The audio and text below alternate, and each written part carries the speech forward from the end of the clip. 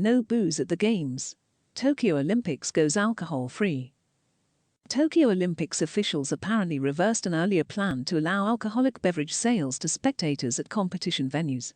Tokyo Olympic Games organizers initially planned to permit the sales of alcoholic beverages at the Olympic sites.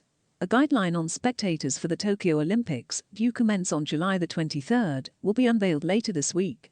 Sales of alcoholic beverages could be banned at the Olympic venues.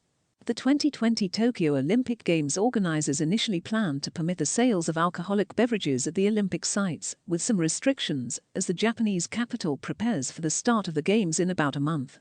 But as voices grew louder against apparent consideration for sponsors such as Asahi Breweries, the Games officials apparently reversed an earlier plan to allow alcoholic beverage sales to spectators at competition venues. Given the characteristics of the event, the organizing committee will take into consideration the fact that there are stakeholders, Olympic Minister Tomeo Marikawa said earlier today at a news conference. The guideline on spectators for the Tokyo Olympics, due commence on July the 23rd, will be unveiled later this week. In its draft, organizers ask spectators to refrain from eating and drinking in groups and passageways at the venues, and to travel to and from venues directly without stopping anywhere, as part of measures to reduce the risk of COVID-19 spread. Seiko Hashimoto, the president of the Games Organizing Committee, said yesterday that the sale of alcoholic beverages to spectators is left double angle bracket being considered right double angle bracket, but is dependent on whether people can be deterred from speaking loudly or shouting and whether they can observe safety protocols when moving inside the venues. Rules, currently in place for the general public in Japan, will also be a factor in considering whether such beverages can be sold, she said.